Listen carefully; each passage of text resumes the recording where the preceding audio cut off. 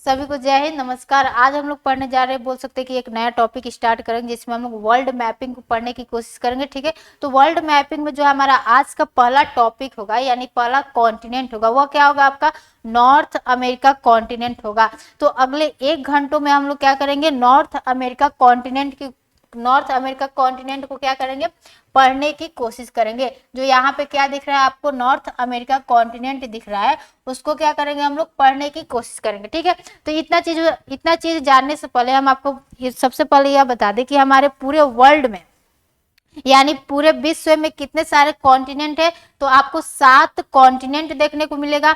अब 7 कॉन्टिनेंट को हम लोग क्या कर लेते हैं, बारी बारी से देख लेते हैं। तो आपका पहले नंबर पे कौन आ जाता है, आपका नॉर्थ अमेरिका आ जाता है। और दूसरे नंबर पे क्या आता है, आपका यूरोप आता है। और तीसरे नंबर पे क्या आता है, आपका एशिया आता है। और चौथे नंबर पे आपका साउथ अमेरिका कॉन्टिनेंट है। और 5वां कॉन्टिनेंट कौन है, आपका अफ्रीका है। फिर छठा कौन सा है, आपका अंटार्कटिका है। और फिर 7वां कौन सा है, आपका ऑस्ट्रेलिया है।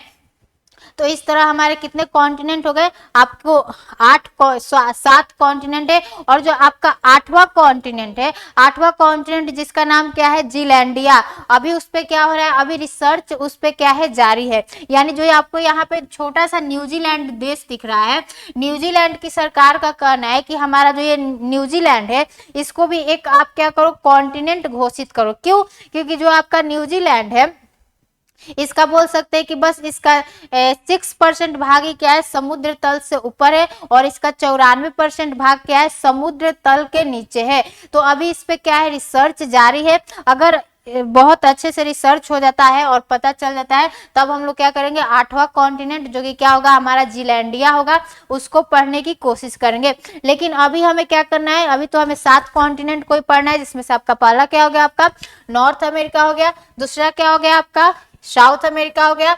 और तीसरा यूरोप, फिर एशिया, फिर आपका अफ्रीका, फिर ऑस्ट्रेलिया जो कि हमारा क्या है, सबसे छोटा कॉन्टिनेंट है। और फिर क्या जाता है, आपका अंटार्कटिका जो कि क्या है, आपके दक्षिणी ध्रुव पर क्या है, स्थित है। तो इस तरह आपको क्या करना है, 7 कॉन्टिनेंट को पढ़ना है, जिसमें से आज हमारा क्या होगा, हमारा पहला कॉन्टिनेंट क्या होगा, आज का हमें नॉर्थ अमेरिका कॉन्टिनेंट को क्या करना है, आपको पढ़ना है। तो किसी भी कॉन्टिनेंट को पढ़ने से पहले यानी किसी भी कॉन्टिनेंट को पढ़ने से पहले उसके लोकेशन को पता करना क्या हो जाता है, बहुत जरूरी हो जाता है। यानी अगर आपसे कोई पूछे कि नॉर्थ अमेरिका कॉन्टिनेंट की लोकेशन कहाँ पर है, यानी यह कहाँ पर स्थित है, तो सबसे पहले आपको इसके लोकेशन को पता करना होगा कि इसकी लोकेशन कहाँ पे है। तो देखिए, अगर हम नॉर्थ अमेरिका कॉन्टिनेंट की लोकेशन को हमें पता करना है तो उसके लिए कुछ चीजों को आपको जानना होगा। ठीक है, तो देखो, सबसे पहले हमने क्या बताया कि आपसे अगर कोई पूछे कि नॉर्थ अमेरिका कॉन्टिनेंट की क्या करो, लोकेशन बताओ, तो आपको क्या कहना होगा कि देखिए, हमारे पूरे विश्व से यानी पूरे जो हमारे जितने सारे भी कॉन्टिनेंट्स दिख रहे हैं, इन सारे ही कॉन्टिनेंट्स के यानी हमारे पूरे विश्व से एक बीचों बीच क्या जाती है, एक विषुवत रेखा जाती है, एक विषुवत रेखा जाती है। यानी ये जो आपकी विषुवत रेखा है यह क्या कर रही है, हमारे पृथ्वी को 2 बराबर भागों में बांटती है। इसके ऊपर वाले भाग को हम लोग क्या कहते हैं, नॉर्थ हेमिस्फीयर कहते हैं। और इसके नीचे वाले भाग को आपका क्या कहते हैं, साउथ हेमिस्फीयर कहते हैं। तो हमने आपको बताया कि हमारे पृथ्वी के बीचों बीच से क्या जा रही है, विषुवत रेखा जा रही है, जो कि क्या करती है, हमारे पृथ्वी को 2 बराबर भागों में बांटती है। इसके ऊपर वाले भाग को हम लोग क्या कहते हैं, नॉर्थ हेमिस्फीयर कहते हैं। और इसके नीचे वाले भाग को हम लोग क्या कहते हैं, साउथ हेमिस्फीयर कहते हैं। तो आपको नॉर्थ और साउथ तो पता चल गया, अब हमें क्या करना है, ईस्ट और वेस्ट का पता करना है।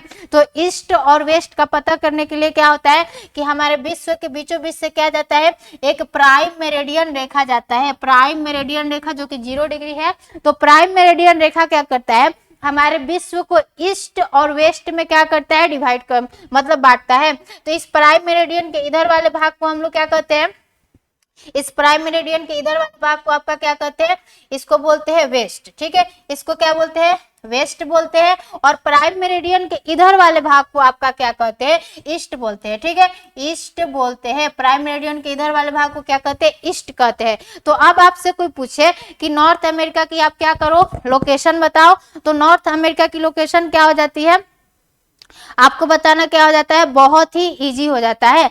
क्यों? क्योंकि हमने आपको क्या कर दिया, आपको बता दिया कि हमने हमारे पूरे बीचों बीच से क्या जा रही है, विषुवत रेखा जा रही है, जो कि हमारे पृथ्वी को 2 बराबर भागों में, यानी ऊपर का आपका नॉर्थ हेमिस्फीयर और नीचे का आपका साउथ हेमिस्फीयर, और फिर क्या जा रही है, हमारा प्राइम मेरिडियन गुजर रहा है, जो कि हमारे विश्व को ईस्ट और वेस्ट में बांटता है।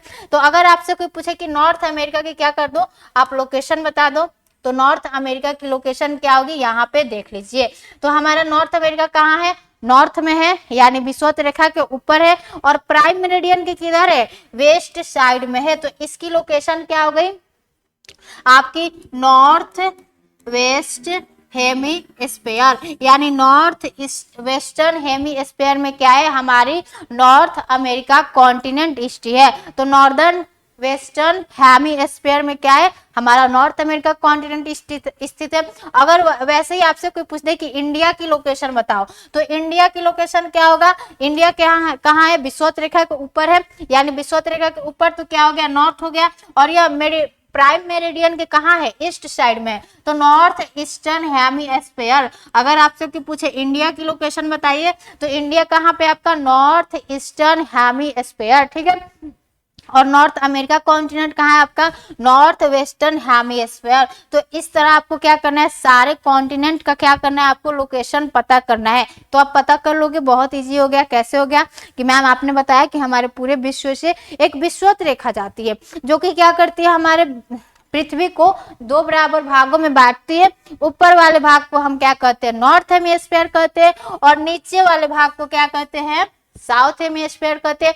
फिर हमने आपको बताया कि फिर मैम हमने तो साउथ और नॉर्थ और साउथ का पता कर लिया, अब हमें आप बता दीजिए कि ईस्ट और वेस्ट का कैसे पता करना है। तो मैंने बताया आपको कुछ नहीं करना है, आपको क्या करना है, आपका यहाँ से प्राइम मेरिडियन गुजर रहा है, तो ये जो आपका प्राइम मेरिडियन है, यह क्या करता है, विश्व को 2 ईस्ट और वेस्ट भाग में बांटता है। तो हमने आपसे पूछा कि आप बता दो कि नॉर्थ अमेरिका कॉन्टिनेंट की लोकेशन कहाँ है। तो जो आपका नॉर्थ अमेरिका कॉन्टिनेंट है, ऊपर कहाँ है, नॉर्थ में है, और यह प्राइम मेरिडियन के क्या है, वेस्ट साइड में स्थित है।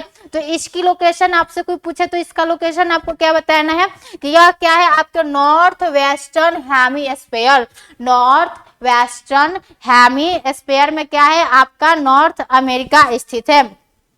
और अगर आपसे कोई भारत की लोकेशन पूछ दे, तो भारत में रह के, और अगर आपको भारत की लोकेशन नहीं पता है, तो क्या है, बहुत ही क्या है, गलत बात है, ठीक है, इट्स वेरी बैड। आपको क्या होना चाहिए, भारत का लोकेशन पता होना चाहिए, ठीक है। तो भारत कहाँ है, हमारे विषुवत रेखा के उत्तर में है, और यह क्या है, प्राइम मेरिडियन के क्या है, ईस्ट साइड में है। तो इसकी लोकेशन क्या होगी, नॉर्थ ईस्टर्न हेमिस्फीयर, ठीक है, नॉर्थ ईस्टर्न हेमिस्फीयर। तो इतना तो आपको पता चल गया कि हमारा जो बेसिक कॉन्सेप्ट है, बेसिक कॉन्सेप्ट में से हमने पहला क्या आपको बताया कि आपको किसी भी कॉन्टिनेंट को पढ़ने से पहले उसके लोकेशन को पता करना क्या हो जाता है, बहुत जरूरी हो जाता है, ठीक है। पहले बेसिक थोड़ा सा कुछ बता देते हैं, फिर आपको नॉर्थ अमेरिका कॉन्टिनेंट पे सीधा लाएंगे, ठीक है। अब हम क्या बताएं कि आपने इतना तो जान लिया, अब हम क्या करते हैं कि जो हमारे 7 कॉन्टिनेंट है, हमने 7 कॉन्टिनेंट को तो देख लिया, अब हम क्या करते हैं कि जो ये तो जनसंख्या आ गया, ठीक है, 1 मिनट रुको। देखो अब हम क्या करते हैं कि हम क्षेत्रफल के अनुसार, ये आपको टिक मारा हुआ दिखाई दे रहा है क्योंकि हम एक बार वीडियो रिकॉर्ड कर चुके थे, उसमें कुछ प्रॉब्लम आ गया तो फिर मुझे दोबारा रिकॉर्ड करना पड़ रहा है, ठीक है। तो इसीलिए आपको टिक लगा हुआ दिखाई दे रहा है, ठीक है। तो देखिए अब आपका क्या आ गया, क्षेत्रफल के अनुसार महाद्वीप, यानी क्षेत्रफल के अनुसार सबसे बड़ा कॉन्टिनेंट कौन है। तो क्षेत्रफल के अनुसार आपका सबसे बड़ा कॉन्टिनेंट कौन आ जाता है, आपका क्षेत्रफल के अनुसार सबसे बड़ा कॉन्टिनेंट कौन है, एशिया है, ठीक है। एशिया हमारे बोल सकते हैं कि पूरे लैंड का 29% भाग क्या करता है, अपने पास रखता है। तो क्षेत्रफल के अनुसार सबसे बड़ा कॉन्टिनेंट आपका कौन सा आ जाता है, एशिया आ जाता है, जो कि पूरे लैंड का, यानी पूरे बोल सकते हैं कि क्षेत्र का कितना भाग रखता है, 29% भाग अपने पास रखता है। और सेकंड नंबर पे क्या आ जाता है, आपका सेकंड नंबर पे क्या आ जाता है, अफ्रीका आ जाता है, जो कि पूरे हमारे भूभाग का कितना परसेंट भाग रखता है, 20% भाग रखता है। और फिर थर्ड नंबर पे आपका नॉर्थ अमेरिका आ जाता है, फिर आपका साउथ अमेरिका आ जाता है, फिर 5वें नंबर पे अंटार्कटिका आता है। जो आपका अंटार्कटिका है वह क्या है, यूरोप से भी क्या है, बड़ा है। हालांकि वहां पे लोग रहते नहीं है, क्यों, क्योंकि वहां पे बर्फ ही बर्फ रहता है लेकिन यह क्या है, आपके यूरोप से भी क्या है, बड़ा कॉन्टिनेंट है। और 6 नंबर पे क्या आ जाता है, आपका यूरोप आ जाता है। और 7वें नंबर पे क्या आ जाता है, आपका ऑस्ट्रेलिया आ जाता है। तो इस तरह आपको क्या करना है, एरिया वाइज क्या करना है, कॉन्टिनेंट्स को देखना है कि सबसे बड़ा कॉन्टिनेंट कौन है, फिर उसके बाद कौन है। तो सबसे बड़ा कौन सा है, आपका एशिया है, फिर सेकंड नंबर पे अफ्रीका है, और फिर थर्ड नंबर पे क्या है, नॉर्थ अमेरिका है, और फिर फोर्थ नंबर पे क्या है, साउथ अमेरिका है, फिर 5वें नंबर पे क्या है, अंटार्कटिका है, फिर 6वें नंबर पे क्या है, यूरोप है, और 7वें नंबर पे क्या है, आपका ऑस्ट्रेलिया है। तो इस तरह आपको एरिया वाइज क्या करना है, सारे कॉन्टिनेंट को देख लेना है। और आपसे एरिया वाइज क्वेश्चन एग्जाम्स में पूछे जाते हैं, या ये कौन सा बड़ा है, फिर बढ़ते क्रम या घटते क्रम में आपसे पूछेगा, तो आपको याद कर लेना होगा, ठीक है। तो अब हम लोगों ने क्षेत्रफल के अनुसार तो देख लिया, अब हम लोग क्या करते हैं, जनसंख्या के अनुसार देखते हैं कि जनसंख्या के अनुसार हमारा सबसे बड़ा जो हमारा कॉन्टिनेंट है वह कौन सा है, ठीक है। यानी जनसंख्या के अनुसार हमारा सबसे बड़ा कॉन्टिनेंट आपका कौन है। तो अगर जनसंख्या की बात करें तो जनसंख्या के अनुसार आपका सबसे बड़ा कॉन्टिनेंट कौन सा है, एशिया है, जो कि हमारे पूरे जनसंख्या का 62% भाग कहाँ रहते हैं लोग, एशिया में जनसंख्या है, ठीक है। और सेकंड नंबर पे क्या है, आपकी अफ्रीका है, ठीक है। और अगर एशिया में भी पूछे कि सबसे एशिया में किस देश की जनसंख्या ज्यादा है, तो वो आपका क्या है, भारत है। पहले चाइना का हुआ करता था, लेकिन हम लोगों ने क्या किया, चाइना को भी इसमें पछाड़ दिया, बस उससे जनसंख्या में हमने उसको क्या किया, पछाड़ा है। और हमने टेक्नोलॉजी, इंफ्रास्ट्रक्चर, एजुकेशन, इन सब में हम तो उनसे पीछे ही हैं, तो क्या किया हमने, जनसंख्या में उसको पछाड़ा है, ठीक है। तो सबसे पहला आपका कौन सा आ जाता है, एशिया आ जाता है। और सेकंड नंबर पे क्या आता है, आपका अफ्रीका आता है। और थर्ड नंबर पे आपकी यूरोप आती है। यानी जनसंख्या के अनुसार थर्ड नंबर पे कौन आ जाता है, आपका यूरोप आ जाता है। और चौथे नंबर पे क्या आता है, आपका नॉर्थ अमेरिका आता है। और 5वें नंबर पे साउथ अमेरिका, फिर 6वें नंबर पे ऑस्ट्रेलिया, और 7वें नंबर पे आपका अंटार्कटिका आ जाता है। अंटार्कटिका में बहुत ही कम लोग रहते हैं, 0.01% लोग रहते हैं। क्यों, क्योंकि वहां पे क्या है, बर्फ ही बर्फ है। तो वहां पे लोग जो हमारे कुछ साइंटिस्ट होते हैं वो बस रिसर्च के लिए जाते हैं, रिसर्च एंड डेवलपमेंट का काम वहां पे करते हैं, फिर आ जाते हैं, ठीक है। तो वहां पे अगर आपसे कोई पूछे कि जो हमारा अंटार्कटिका है, अंटार्कटिका पे हमारा क्या है, भारत का रिसर्च सेंटर है, यानी अनुसंधान केंद्र है, उसका नाम क्या है, तो उसका नाम आपको क्या बताना है, हिमाद्री बताना है। यानी आपके अंटार्कटिका पे क्या है, एक हमारा रिसर्च सेंटर है, जहां पे हमारे क्या जाते हैं, हमारे जो इंडियन साइंटिस्ट है वो जाते हैं और अपना रिसर्च का काम करते हैं, रिसर्च का काम करके क्या करते हैं, फिर आ जाते हैं। तो अगर आपसे कोई पूछे कि जो रिसर्च सेंटर है जो कि कहाँ है, भारत का अंटार्कटिका में है, तो वह कौन सी हो जाएगी, आपकी हिमाद्री हो जाएगी। तो इतना तो हम लोगों ने जान लिया कि जो हमारा बोल सकते हैं कि क्षेत्रफल के अनुसार कौन सबसे बड़ा कॉन्टिनेंट है और जनसंख्या के अनुसार सबसे बड़ा कॉन्टिनेंट कौन है। इतना चीजों को जानने के बाद हमें एक चीज को और जानना रहता है, ठीक है। ये आपको हम फिगर में बता दे रहे हैं, ये क्या है कि किसी भी कॉन्टिनेंट को पढ़ने से पहले, किसी भी कॉन्टिनेंट को पढ़ने से पहले उसको क्या करना रहता है, कटिबंधों में बांटना क्या हो जाता है, जरूरी हो जाता है। कटिबंधों का मतलब कि वह किस क्षेत्र में पड़ता है, तो वही हम आपको बता रहे हैं, ठीक है। ये सारा हमने बना दिया, हमने आपको फिर से बता दे रहे हैं कि हम एक बार पहले भी ये वीडियो रिकॉर्ड कर चुके हैं अभी, और इसी दिन कुछ बीच में इश्यू आ गया है तो फिर हमें दोबारा रिकॉर्ड कर रहा है, ठीक है, दोबारा रिकॉर्ड करना पड़ रहा है। तो देखो हम क्या बता रहे हैं कि अब किसी भी कॉन्टिनेंट को पढ़ने से पहले उसको उसके बारे में ये जानना जरूरी हो जाता है कि वह किस क्षेत्र में पड़ता है। यानी ये क्या होगी, हमारी पृथ्वी हो गई, और पृथ्वी के बीचों बीच से क्या जा रही है, हमारी विषुवत रेखा जा रही है, यानी इक्वेटर 0 डिग्री, जो कि क्या कर रही है, पृथ्वी को 2 बराबर भागों में बांटती है, ठीक है। अब विषुवत रेखा के 23.5 डिग्री नॉर्थ और विषुवत रेखा के 23.5 डिग्री साउथ के बीच का जो क्षेत्र होता है, वहां पे क्या होता है कि जो सूर्य की किरणें हैं, सूर्य की किरणें क्या होती है, बिल्कुल सीधी पड़ती है।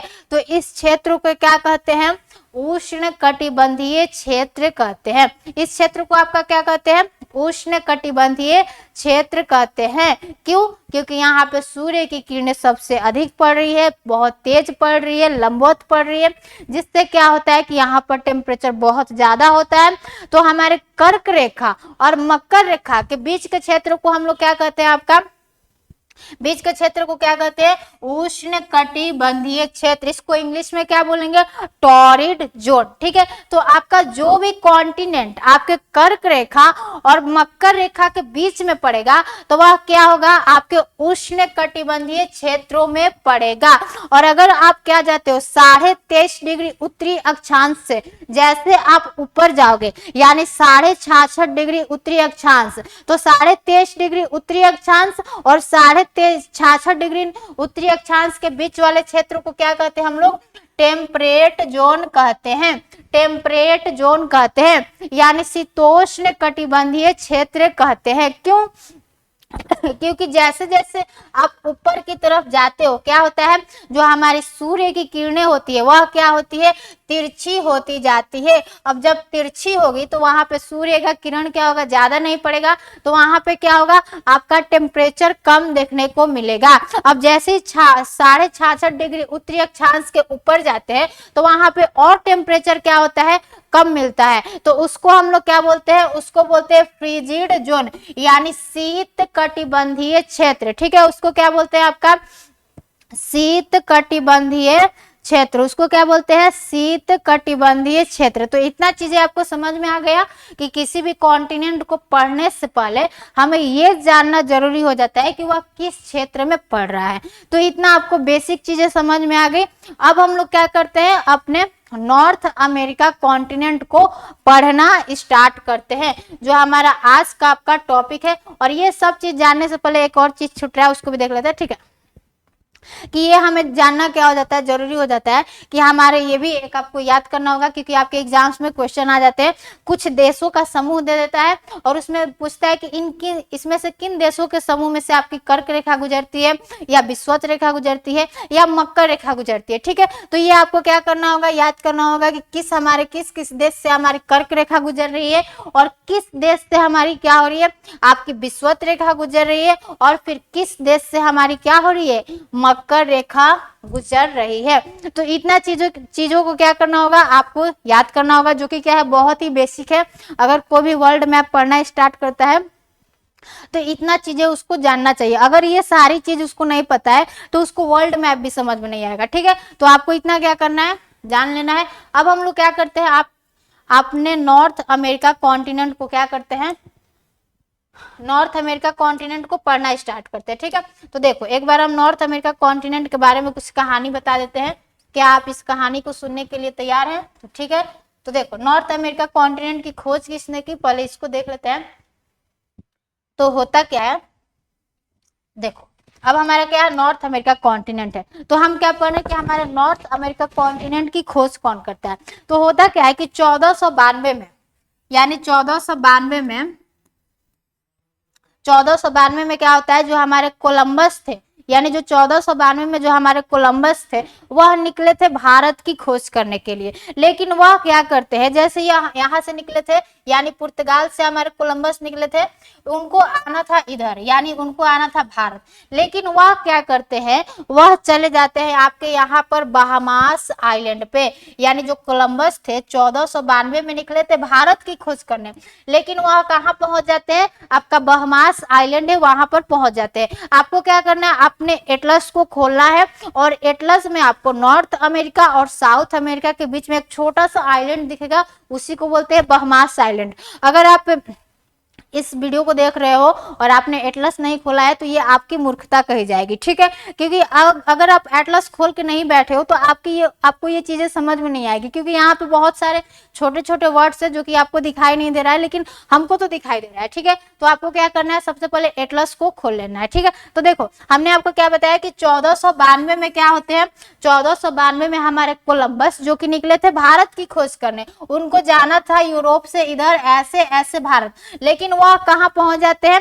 आपके बहामास आइलैंड पर क्या होते हैं? पहुंच जाते हैं। बहामास आइलैंड पर पहुंच जाते हैं, और उसी बहामास आइलैंड को इन्होंने क्या कहा कि हमने भारत की खोज कर दिया, और उसका भारत उन्होंने क्या कर दिया? नाम रख दिया। और जो यहाँ पे नेटिव ट्राइब्स थे, यानी जो यहाँ के नेटिव ट्राइब्स थे, उसको इन्होंने क्या कर दिया? रेड इंडियन कहना स्टार्ट कर दिया। तो 1492 में कोलंबस तो ये अपना जो भी काम किया। लेकिन फिर क्या होता है कि 1502 1502 में क्या होता है कि एक दूसरे व्यक्ति आते हैं, उनका नाम क्या था, अमेरिगो वेस्पुक्की। उनका नाम क्या था आपका, अमेरिगो अमेरिगो अमेरिगो वेस्पुक्की नाम था, ठीक है। उनका नाम क्या था,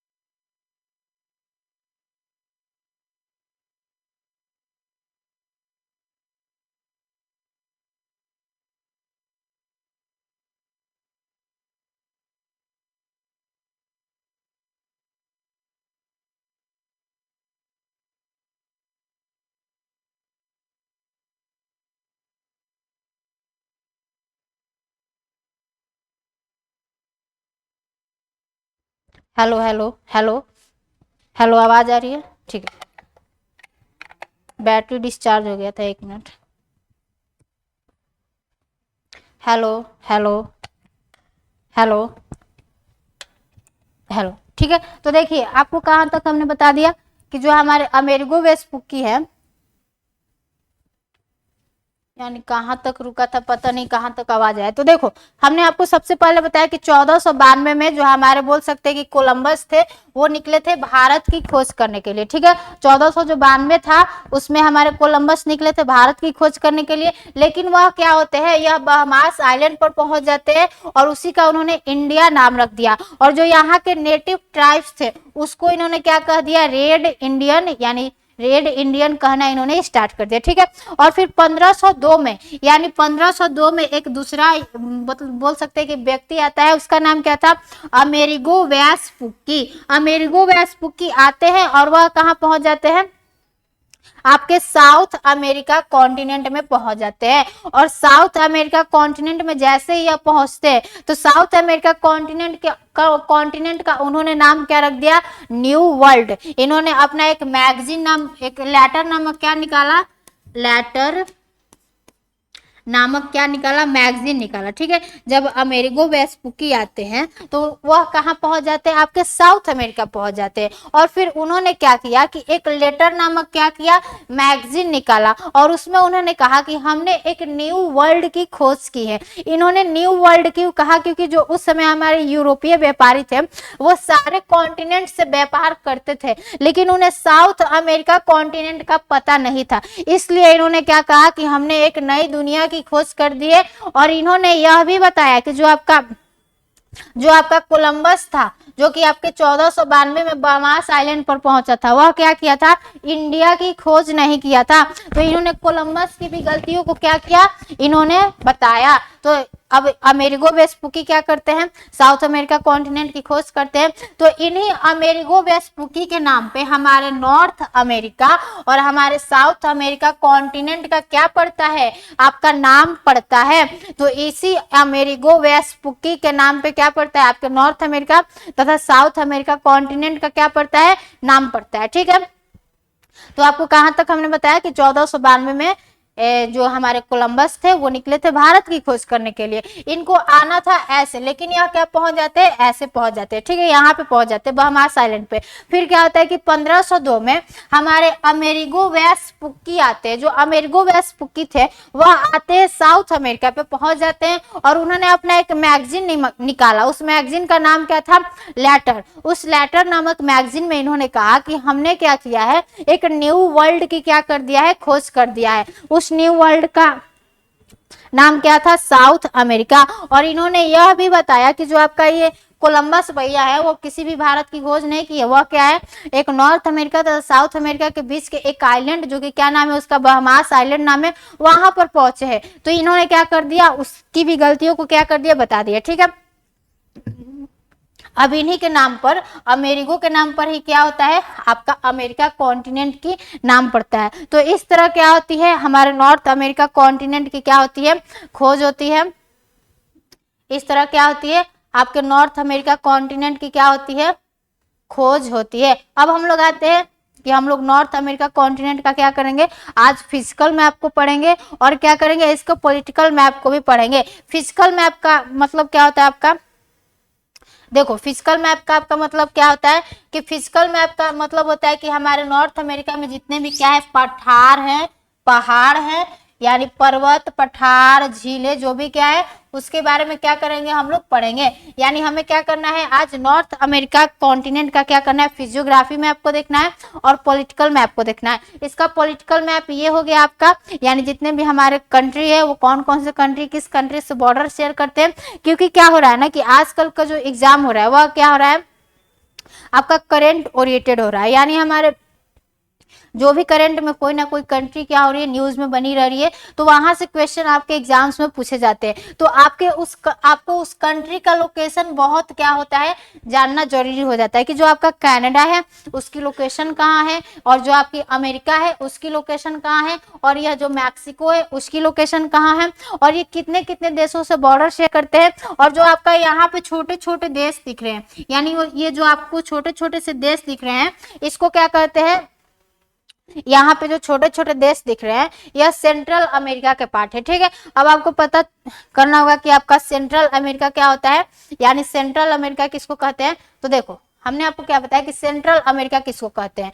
ठीक है, ये सारा चीज हमने बता दिया है, फिर से हमको बताना पड़ेगा, कोई नहीं बता दे रहा। ठीक है, कि जो आपका नॉर्थ अमेरिका है और साउथ अमेरिका है वह क्या है कि दोनों एक दूसरे से जमीनी भूभाग से क्या है, घिरे मतलब जुड़े हुए हैं, और दोनों ही कॉन्टिनेंट को अलग क्या करता है, आपका पनामा अस्थमस क्या करता है, आपका पनामा अस्थमस क्या करता है, दोनों ही कॉन्टिनेंट को क्या करता है, आपका अलग करता है। हमने आपको बताया कि जो हमारी नॉर्थ अमेरिका कॉन्टिनेंट है और साउथ अमेरिका कॉन्टिनेंट है वह दोनों ही एक दूसरे से जमीनी भूभाग से जुड़े हैं, और दोनों ही कॉन्टिनेंट को अलग कौन करता है, आपका पनामा अस्थमस करता है, पनामा अस्थमस करता है, यानी पनामा अस्थमस करता है। तो ये दोनों ही देशों कॉन्टिनेंट के, यानी कुछ नॉर्थ अमेरिका के कुछ कॉन्टिनेंट का देश और कुछ साउथ अमेरिका के कॉन्टिनेंट्स के देश को क्या कहती है, जो बीच का क्षेत्र होता है उसी को क्या कहते हैं हम लोग, सेंट्रल अमेरिका कहते हैं। तो आपसे कोई पूछे कि सेंट्रल अमेरिका किसको कहते हैं, तो नॉर्थ अमेरिका के कुछ देश और साउथ अमेरिका के कुछ ऊपर वाले देश को हम लोग क्या कहते हैं, सेंट्रल अमेरिका कहते हैं। तो इतना चीजें आपको समझ में आ गई कि जो हमारा नॉर्थ अमेरिका है और साउथ अमेरिका है एक दूसरे से क्या है, जमीनी भूभाग से क्या है, जुड़े हुए हैं। उसको अलग क्या करता है, पनामा अस्थमस अलग करता है। तो यहाँ पे अब हम लोग क्या करते हैं, आपको बता देते हैं कि कौन कौन से कंट्री है हमारे नॉर्थ अमेरिका कॉन्टिनेंट्स में और कौन कौन से कंट्री को हमें क्या करना है, पढ़ना है। ठीक है, तो देखिए आपके सबसे ऊपर में यहाँ पे कौन सा कंट्री दिख रहा होगा, यहाँ पे अलास्का दिख रहा है। ठीक है, अलास्का की एक अपनी अलग कहानी है, उसको हम अभी बताएंगे कि यह अलास्का क्या है, पहले अमेरिका का अभी तो भाग है। यह जो आपका अमेरिका है यह अमेरिका का क्या है, अलास्का भाग है। लेकिन ये जो आपका अलास्का है यह पहले अमेरिका का भाग नहीं हुआ करता था, यह क्या था, पहले रसिया का भाग हुआ करता था, यानी साइबेरिया का यानी रसिया का भाग हुआ करता था। ठीक है, तो यहाँ पे तो आपका अलास्का है, फिर यहाँ पे इसके नीचे क्या आ जाता है, आपका कनाडा वाला पार्ट आ जाता है, कनाडा वाला पार्ट आ जाता है। ठीक है, कनाडा है, यहाँ पे कनाडा है, कनाडा की कैपिटल क्या है, आपकी ओटावा है, कनाडा की कैपिटल ओटावा है। और हमारी साउथ अमेरिका नहीं, हमारी जो अमेरिका है उसकी कैपिटल क्या है, वाशिंगटन डीसी है। और जो यहाँ पे आपको मैक्सिको दिख रहा है, मैक्सिको की राजधानी क्या है, मैक्सिको सिटी है। तो इतने सारे आपके जो मेन कंट्री हैं जो कि हमारे क्या है, नॉर्थ अमेरिका का कंट्री है, उसको क्या करना है, आपको पढ़ना है। ठीक है, तो अब क्या है, यहाँ पे आपको अलास्का दिख रहा है। अब हम थोड़ा सा क्या करते हैं कि आपको अलास्का की क्या करते हैं, कहानी को बताते हैं। यानी यहाँ पे जो आपको अलास्का दिख रहा है, अलास्का क्या है, अभी अमेरिका का सबसे बड़ा राज्य है। लेकिन क्या है, यह अलास्का अमेरिका का पहले भाग था, नहीं, यह क्या था, पहले रसिया का भाग था। तो हम जानते हैं कि ये जो आपका अलास्का वाला पार्ट है उसको अमेरिका ने कैसे लिया, क्या युद्ध करके लिया या क्या कुछ समझौते से लिया, तो उसको हम लोग देखते हैं। ठीक है, कि ये आपके अलास्का वाले पार्ट को अमेरिका ने रसिया से कैसे लिया। तो देखो ये जो आपको अलास्का दिख रहा है, यानी यहाँ पे क्या आपका, देखिए एक बार क्या करते हैं, आपको मैप बना के दिखा दे रहे हैं।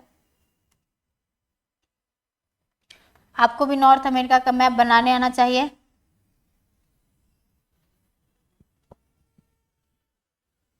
ठीक है, ये क्या हो गया आपका, नॉर्थ अमेरिका हो गया। और यहाँ पे क्या है, एक देश है जिसका नाम क्या है आपका, अलास्का देश है। ठीक है, यहाँ पे क्या आपका अलास्का देश है। और यहाँ पे एक छोटू सा इतना सा पार्ट दिख रहा है, इसको क्या बोलते हैं, इसको साइबेरिया रीजन बोलते हैं। साइबेरिया किसका भाग है, साइबेरिया आपका रसिया का भाग है। ठीक है, यहाँ पे रसिया का भाग है। आपको तो मैप में दिख रहा होगा कि रसिया और अमेरिका बहुत एक दूसरे से दूर है, लेकिन ये बहुत एक दूसरे से दूर नहीं है, बल्कि बहुत क्या है, एक दूसरे के करीब है। इन दोनों ही देशों के बीच की दूरी मात्र कितनी है, 180 किलोमीटर दूरी है। तो ये जो आपको बीच में सागर दिख रहा है, इसको क्या बोलते हैं हम लोग, बेरिंग सी बोलते हैं। इसको क्या बोलते हैं, बेरिंग सी बोलते हैं। और ये अलास्का को साइबेरिया वाले रीजन से कौन सा स्टेट अलग करता है, तो अगर आपसे कोई स्टेट पूछे तो स्टेट क्या होगा, बेरिंग स्टेट। ठीक है, आपका बेरिंग स्टेट हो जाएगा, आपका क्या हो जाएगा, बेरिंग स्टेट हो जाएगा। यानी साइबेरिया को अलास्का से अलग कौन करता है, तो आपका बेरिंग स्टेट क्या करता है, आपका अलग करता है, बेरिंग स्टेट अलग करता है। तो अब हम क्या बता रहे हैं कि अलास्का की कुछ कहानी को बताते हैं कि यह जो आपका अलास्का है, जो कि क्या है, अमेरिका का सबसे बड़ा राज्य है। यह पहले क्या था, रसिया का भाग हुआ करता था। तो रसिया ने इस अलास्का को क्यों अमेरिका को बेच दिया, तो देखो होता क्या है, आपको एक कहानी सुनना होगा, कहानी इंटरेस्टेड है, ठीक है सुन लो। तो होता क्या है कि 1853 से 1856 के बीच में क्या होता है, रसिया का अपने यूरोप में जो पड़ोसी देश है उसका अपने पड़ोसी देशों के साथ युद्ध चल रहा था। 1857 में जब भारत में 1857 का क्रांति होता है, तो उसी समय रसिया में क्या हो रहा था, रसिया भी अपने पड़ोसी देशों से लड़ रहा था और अपना एक्सपेंशन कर रहा था। यानी एक्सपेंशन का मतलब क्या होता है, अपने क्षेत्र को बढ़ा रहा था। तो इसमें क्या होता है, जब कोई भी वॉर होता है, यानी जब कोई भी क्या होता है, आपका वॉर होता है, यानी युद्ध होता है, तो उस युद्ध में क्या लगता है, आपके उस युद्ध में लगता है arms and ammunition, arms and ammunition लगता है। यानी पैसा, हथियार, सारा चीज क्या होता है, लगता है, पैसा बहुत ज्यादा खर्च होता है। तो उस समय क्या होता है कि रसिया की जो स्थिति थी, थोड़ा सा रसिया की स्थिति क्या हो जाती है, वीक हो जाती है। तो रसिया की जब स्थिति वीक हो जाती है, तो उससे क्या होती है, थोड़े से पैसे की जरूरत पड़ती है। तो चूंकि ये जो आपका अलास्का वाला पार्ट अभी दिख रहा है, यह पहले स्नो कवर्ड हुआ करता था, यानी यहाँ पे केवल बर्फ ही बर्फ रहा करता था। तो रसिया ने सोचा चलो बर्फ का गोला ही है, तो गोला ही तो है, इसको बेच के पैसा ले लेते हैं। ठीक है, तो रसिया आता है आपका 1867 में, यानी रसिया क्या करता है, 1867 में आता है। 1867 में अमेरिका के पास आता है, यानी जो रसिया के जो फॉरेन मिनिस्टर थे, अमेरिका के फॉरेन मिनिस्टर से मिलते हैं और दोनों मिलके बैठ के बातें करते हैं। और जो रसिया है वह क्या करता है, 7.2 मिलियन डॉलर में, 7.2 मिलियन डॉलर में क्या करता है, 7.2 मिलियन डॉलर में क्या कर देता है, आपका 7.2 मिलियन डॉलर में क्या कर देता है, जो आपका ये अलास्का वाला पार्ट है वह अमेरिका को बेच देता है। और अमेरिका को बेच देता है तो 1867 में तो अब अलास्का क्या हो जाता है, अमेरिका का पार्ट हो जाता है। अब जैसे ही रसिया ने अपने अलास्का वाले पार्ट को बेच दिया, अब 1896 में क्या होता है, 1896 में क्या होता है, 1896 में क्या होता है कि एक अलास्का वाले भाग में क्या मिलता है, सोने का भंडार मिलता है, सोने का भंडार मिलता है और पेट्रोलियम मिल जाता है, यानी केजीएफ मिल जाता है, कोलार गोल्ड फील्ड, और क्या मिलता है, पेट्रोलियम मिल जाता है, पेट्रोलियम मिल जाता है। तो यूएसए की जीडीपी में आज भी अलास्का का क्या है, बहुत ही बड़ा योगदान है। क्या यह अलास्का अमेरिका का पार्ट हुआ करता था, नहीं, यह किसका पार्ट था, रसिया का पार्ट था। ठीक है, तो यह क्या हो गया, आपका अलास्का की कुछ कहानी हो गई। तो अब जो क्या होता है कि अब 1959 में अमेरिका क्या करता है, कि 1959 में अमेरिका क्या करता है, अपने अलास्का वाले रीजन को, यानी अलास्का को क्या करता है, अपना 49वां राज्य बना देता है, यानी अपना क्या करता है, 49वां राज्य घोषित कर देता है। तो 1959 में क्या होता है, अलास्का क्या होता है, अमेरिका का 49वां राज्य बन जाता है, जो कि क्या है, अमेरिका का सबसे बड़ा राज्य है। तो आपने अलास्का के बारे में तो थोड़ी सी कहानी को जान लिया कि अलास्का पहले रसिया का पार्ट हुआ करता था, इसको किस तरह इसने कैसे अमेरिका को बेच दिया, 7.2 मिलियन डॉलर में। 1 मिलियन बराबर कितना होता है, 10 लाख होता है। उस जमाने में 7.2 मिलियन डॉलर बहुत ज्यादा था, लेकिन अमेरिका ने ले लिया। अब उसकी चालाकी थी, यहाँ पे क्या मिल गया, यहाँ पे सोना भी मिल गया और यहाँ पे पेट्रोलियम भी मिल गया। ठीक है, तो इतना तो आपको समझ में आ गया कि आपने क्या कर लिया, जो नॉर्थ अमेरिका के बारे में थोड़ी सी कुछ जानकारी थी उसको आपने जान लिया। अब हम लोग क्या करते हैं कि नॉर्थ अमेरिका के हम लोग फिजियोग्राफी को पढ़ते हैं। ठीक है, यानी नॉर्थ अमेरिका के जो भी फिजियोग्राफी है, नॉर्थ अमेरिका के जो भी क्या है फिजिकल मैप है, देखो यहाँ पे क्या है, अब इसको क्या बोलते हैं, फिजियोग्राफी मैप कहते हैं। फिजियोग्राफी मैप का क्या मतलब होता है कि उस फिजियोग्राफी मैप में आपको क्या पढ़ना है, माउंटेन को पढ़ना है, प्लेटू को पढ़ना है और प्लेन को पढ़ना है। माउंटेन किसको कहते हैं, ये माउंटेन हो गया, और प्लेटू क्या हो गया, जिसका टॉप का जो पार्ट होता है, यानी जो जो टॉप होता है वह क्या होता है, फ्लैट होता है, और प्लेन क्या हो गया, एकदम प्लेन हो गया, फ्लैट है। ठीक है, तो माउंटेन, प्लेटू और फिर प्लेन, और फिर क्या पढ़ेंगे हम लोग, नॉर्थ अमेरिका की जो भी झीलें हैं, नदियां हैं, उसको पढ़ेंगे। तो फिजियोग्राफी का मतलब ये होता है कि हमें क्या पढ़ना है, यहाँ की सभी पर्वत, पठार, झीलें, नदियों के बारे में पढ़ना है। ठीक है, तो अब हम लोग क्या करते हैं, सबसे पहले माउंटेन को पढ़ना स्टार्ट करते हैं, यानी हमारे नॉर्थ अमेरिका में जितने भी क्या है हमारे माउंटेन है उसको पढ़ना स्टार्ट करते हैं। ठीक है, क्योंकि हमारे माउंटेन से हमेशा क्या होता है, क्वेश्चन आपके पूछे जाते हैं। ठीक है, कि हमारे नॉर्थ अमेरिका में कौन कौन से माउंटेन है। तो देखो अब हम लोग क्या करते हैं कि हमारे जो अभी हमारे नॉर्थ अमेरिका में जो भी हमारे माउंटेन है उसको पढ़ना स्टार्ट करते हैं। तो आपको सबसे ऊपर में दिख रहा होगा, यहाँ पे क्या है, ब्रुक्स रेंज है। आपको सबसे ऊपर में क्या दिखेगा, ब्रुक्स रेंज है, जो कि कहाँ है, आपके अलास्का वाले पार्ट में है। और फिर नीचे क्या है, आपका एक अलास्का रेंज है। क्या है, आपका अलास्का रेंज है। नीचे क्या है, आपका अलास्का रेंज है। फिर यहाँ पे क्या है, एक मैकेंजी पर्वत है। मैकेंजी पर्वत, सारे ही पहाड़ों का नाम आपको क्या करना है, याद करना है। क्यों, क्योंकि आपके एग्जाम्स में क्वेश्चन आते हैं, और अगर एग्जाम में क्वेश्चन आएगा तो आपको क्या करना है, आपको बनाना है। और अगर आप नहीं बनाते हो तो क्या मिलेगा, कच्चा अंडा मिलेगा, जिसे तुम खा भी नहीं सकते। ठीक है, उसको फोड़ोगे तो वो वेस्ट हो जाएगा। तो देखो क्या करना है, सारे माउंटेन को याद करना है। तो पहला क्या हो गया आपका, ब्रुक्स रेंज हो गया, और दूसरा क्या हो गया आपका, अलास्का रेंज हो गया। फिर सबके हाईएस्ट पिक को भी बताएंगे। ठीक है, पहले पहाड़ों का नाम याद कर लो। ठीक है, पहला क्या आपका ब्रुक्स रेंज है, फिर दूसरा क्या अलास्का रेंज है, फिर क्या आपका मैकेंजी पर्वत है, और फिर क्या आ जाता है आपका कोस्ट रेंज आ जाता है, कोस्ट रेंज। फिर क्या आपका आ जाता है, कैस्केड रेंज आ जाता है, यानी कैस्केड माउंटेन आ जाता है।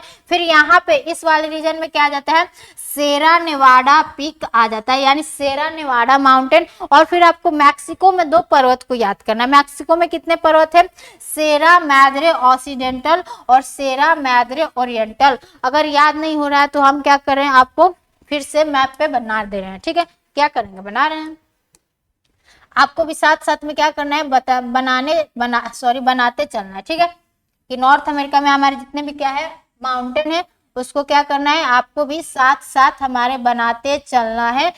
ठीक है, क्योंकि आपको भी एग्जाम देना है तो याद करना आपके लिए क्या हो जाता है, जरूरी हो जाता है। ठीक है, तो देखो सबसे पहला पर्वत हमने आपको क्या बताया कि यहाँ पे आप अलास्का में एक पर्वत को याद करना, उसका नाम क्या है, उसका क्या नाम है, फिर से बोलो। यहाँ पे क्या आपका ब्रुक्स रेंज है। ठीक है, यहाँ पे क्या आपका ब्रुक्स रेंज है। ठीक है, यहाँ पे क्या आपका ब्रुक्स रेंज है। और फिर अलास्का में ही नीचे कौन सा एक पर्वत है, यहाँ पे है आपका अलास्का रेंज है। ठीक है, यहाँ पे क्या आपका अलास्का रेंज है। ठीक है, यहाँ पे क्या आपका अलास्का रेंज है, अलास्का रेंज है। और फिर इसके नीचे क्या है, फिर इसके नीचे आ जाता है आपका मैकेंजी माउंटेन। यहाँ पे क्या आपका मैकेंजी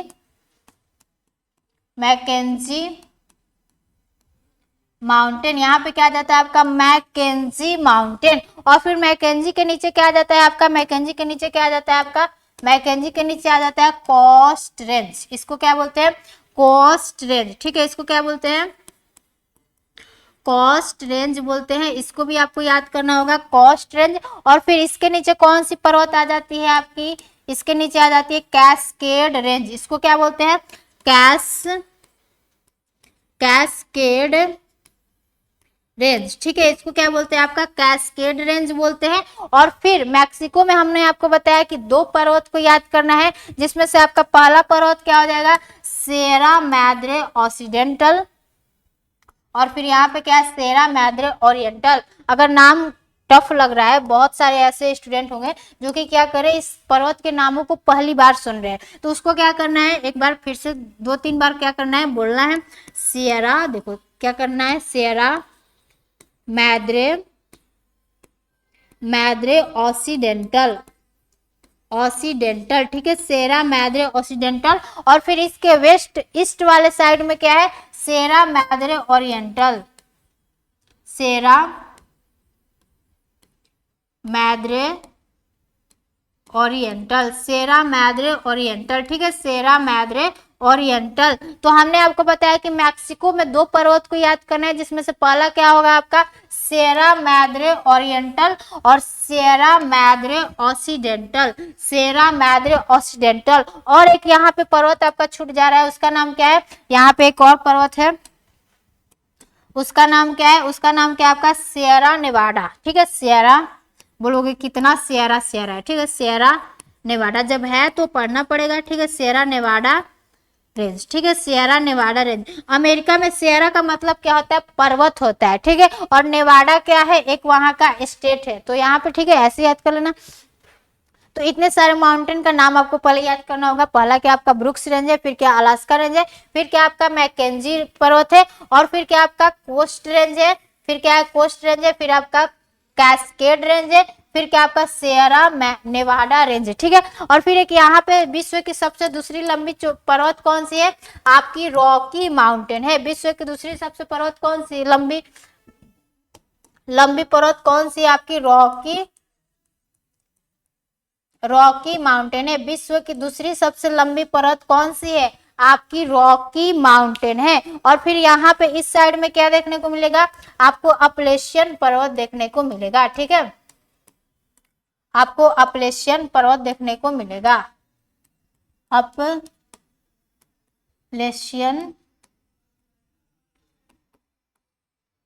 अपलेशियन माउंटेन, ठीक है। तो इतने सारे पर्वत को आपको क्या करना है, देखना है। अब जितने भी सारे पर्वत है उन सबके क्या कर लेते हैं, उन सबका हम लोग चोटी देख लेते हैं कि सबसे इसकी हाईएस्ट पिक कौन कौन सी है, ठीक है।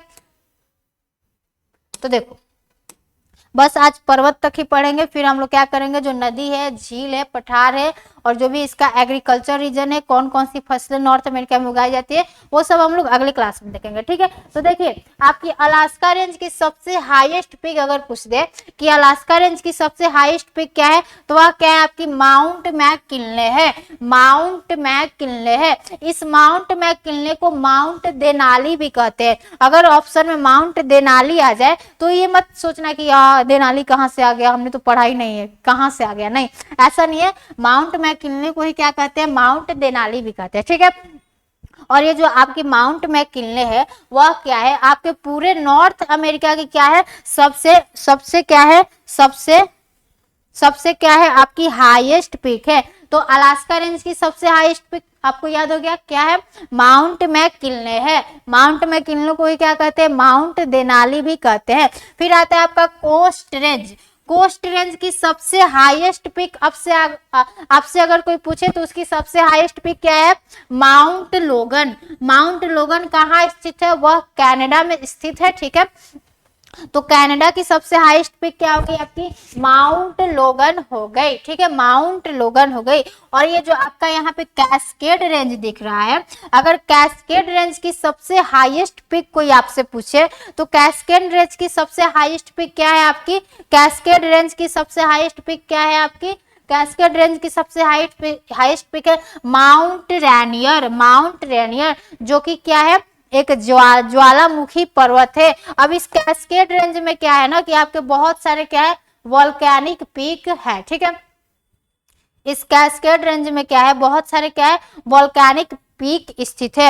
एटलस में एकदम साफ दिख रहा है कि ये जो आपका कैस्केड रेंज है इसमें बहुत सारे क्या है, वोल्केनिक पीक स्थित है। वोल्केनिक पीक यानी ज्वालामुखी क्या है, चोटी स्थित है। तो जिसमें से पहला क्या आपका माउंट रेनियर है, दूसरा क्या है सेंट हेलेंस है, और तीसरा क्या है माउंट अदम्स है, फिर माउंट हुड है, फिर माउंट सस्ता है। ये सारे आपको एटलस में देखने को मिल जाएगा। और अगर आप यहाँ पे नहीं देखते हो और यहाँ पर भी पढ़ के आप एटलस में नहीं देखते हो तो वही क्या करोगे, एग्जाम में गलती पूछो कर दोगे। क्यों? क्योंकि अगर आपसे कोई पूछ दे कि माउंट अदम्स कहाँ पर स्थित है तो आपको बताना होगा कि नॉर्थ अमेरिका कॉन्टिनेंट में स्थित है। कैसे बताओगे? अगर यहाँ पे याद करोगे, देखोगे तभी तो ठीक है। तो आपका ये जो कैस्केड रेंज हो गया, इसकी सबसे हाईएस्ट पीक क्या हो गई, माउंट रेनियर। माउंट रेनियर क्या हो गई, इसकी सबसे हाईएस्ट पीक हो गई। तो यहाँ पे क्या हो गया आपका कैस्केड रेंज हो गया, इसकी सबसे हाईएस्ट पीक क्या हो गई, माउंट रेनियर हो गई। और फिर आपका आता है सेरा नेवाडा माउंटेन। अगर सेरा नेवाडा माउंटेन की सबसे हाईएस्ट पीक कोई पूछे तो वहां पे क्या आ जाता है आपका माउंट विटनी क्या है, इसका सबसे हाईएस्ट पीक है। माउंट विटनी क्या है, सेरा नेवाडा की क्या है, सबसे हाईएस्ट पीक है। और सेरा नेवाडा जो पर्वत है यह क्या है आपका विश्व का सबसे बड़ा क्या है, ब्लॉक माउंटेन है। और यहाँ पे विश्व का सबसे बड़ा सिकोया वृक्ष पाया जाता है। यह वृक्ष इतना बड़ा है कि वृक्ष को ही बीचों बीचों से काट के हमने क्या किया है, रास्ता बना दिया गया है, ठीक है, नॉर्थ अमेरिका में। अब यहाँ पे आ जाते हैं, हमारा कौन सा पर्वत आ जाता है, यहाँ पे आपका रॉकी माउंटेन आ जाता है। यह जो आपका रॉकी माउंटेन है यह क्या है, विश्व का क्या है, दूसरा सबसे लंबा पर्वत है। अगर रॉकी माउंटेन का आपसे पूछे कि इसकी हाईएस्ट पीक क्या है, अगर रॉकी माउंटेन का अगर आपसे पूछे कि हाईएस्ट पीक क्या है, एक मिनट हमने लिखा था, एक बार देख लेते हैं, ठीक है। रॉकी माउंटेन का अगर सबसे हाईएस्ट पीक कोई पूछे तो उसका सबसे हाईएस्ट पीक क्या है, माउंट एल्बर्ट, ठीक है। देखो यहाँ पे क्या आपका रॉकी माउंटेन है, तो रॉकी माउंटेन का सबसे अगर कोई हाईएस्ट पीक पूछे तो इसकी हाईएस्ट पीक क्या है, माउंट एल्बर्ट है, माउंट एल्बर्ट है। तो अमेरिका में चूंकि ये जो आपका रॉकी माउंटेन है यह कनाडा तथा अमेरिका दोनों ही देशों में फैला है, तो पूरे रॉकी माउंटेन की हाईएस्ट पीक क्या होगी, माउंट एल्बर्ट हो गई। लेकिन कनाडा में रॉकी माउंटेन की हाईएस्ट पीक क्या होती है, माउंट रॉब्सन होता है, माउंट रॉब्सन। कनाडा में रॉकी माउंटेन की सबसे हाईएस्ट पीक क्या होती है, माउंट रॉब्सन। और जो आपका रॉकी माउंटेन है वह क्या है, एक यंग फोल्ड माउंटेन है।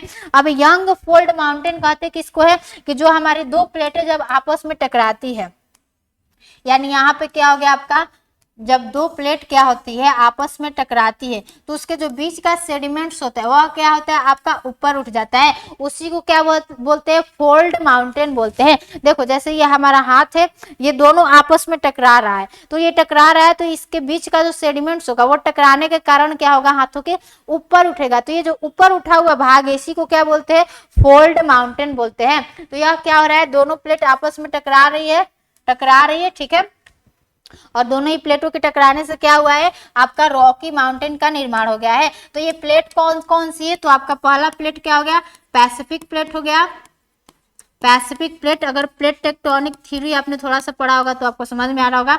और ये क्या हो गया आपका नॉर्थ अमेरिकन प्लेट। हम आपको बता दें कि प्लेटें होती क्या है, यानी जो हमारी पृथ्वी है, पृथ्वी का जो ऊपर का भाग है, यानी पृथ्वी के ऊपर का जो भाग है जो कि लिथोस्फीयर है वह क्या है, छोटे और बड़े प्लेटों में क्या है, विभाजित है। उसी को क्या कहते हैं, हम प्लेट कहते हैं। उसी में से आपका एक पैसिफिक प्लेट है और एक नॉर्थ अमेरिकन प्लेट है। तो उसी तरह आपका रॉकी माउंटेन क्या हो गया, एक यंग फोल्ड माउंटेन हो गया। और इसकी सबसे हाईएस्ट पीक क्या है, माउंट एल्बर्ट है। और इसका बोल सकते हैं कि दूसरी सबसे हाईएस्ट पीक, यानी कनाडा में इसकी हाईएस्ट पीक क्या है, माउंट रॉब्सन है। और यहाँ पे जस्ता, सोना तथा तांबे का क्या है, भंडार है। अब हमारा लास्ट माउंटेन आ जाता है आपका अपलेशियन पर्वत। यहाँ पे क्या है आपका अपलेशियन पर्वत, जो कि क्या है हमारे नॉर्थ अमेरिका के हमारे ईस्टर्न साइड में है। तो अपलेशियन माउंटेन का सबसे हाईएस्ट पीक क्या है, माउंट मिशेल। इसका सबसे हाईएस्ट पीक क्या है, माउंट मिशेल। इसका सबसे हाईएस्ट पीक क्या है आपका, माउंट मिशेल। जो आपका अपलेशियन माउंटेन है यहाँ पे हम बोल सकते हैं कि सबसे अच्छी क्वालिटी का क्या मिलता है, कोयला मिलता है। यानी एंथ्रासाइट यहाँ पे क्या मिलता है, कोयला मिलता है, ठीक है। और यही कारण है कि हमारे जितने भी नॉर्थ अमेरिका यानी हमारे अमेरिका के जितने भी हमारे इंडस्ट्रियल रीजन है वह हमारे अमेरिका के किस साइड में पाए जाते हैं, इस वेस्टर्न साइड में पाए जाते हैं। क्यों? क्योंकि यहाँ पे क्या है, आपका अपलेशियन माउंटेन है और यहाँ पे क्या होता है आपका माउंट मिशेल है, और यहाँ पे आपकी एंथ्रासाइट जो कि बहुत ही अच्छे किस्म की क्या है कोयला है यहाँ पर पाई जाती है। ठीक है, तो आपको इतना सारे हमने माउंटेन बता दिया कि कौन कौन से माउंटेन है, और जो आपका वर्ल्ड मैप का जो बेसिक कंसेप्ट होता है उसको हमने बताया, और जो भी चीजें हमारे नॉर्थ अमेरिका में बच गई है यानी जो झील है, नदियां है और जो पठार है वो सबको क्या करेंगे हम एक अलग से वीडियो में कवर कर देंगे, क्योंकि आज का क्या हो जाएगा वीडियो बड़ा हो जाएगा और हमको क्या करना पड़ा है ये दोबारा रिकॉर्ड करना पड़ा है, जिससे क्या हो गए हैं थोड़ा सा हम भी थक गए हैं। तो आज बस आप क्या करना, माउंटेन को पढ़ना, जो भी माउंटेन है उसको पढ़ना, और जहां पर भी डाउट आएगा कि कौन सा कहां पर हमें डाउट है कमेंट में लिख देना। ठीक है, अपना फीडबैक दे देना कि हमें कहां पर किस बात में किस चीज के लिए हमें डाउट है, वो हम बता देंगे फिर से। ठीक है, तब तक के लिए आज के लिए बस इतना ही रखते हैं, तब तक के लिए जय हिंद, सभी को नमस्कार।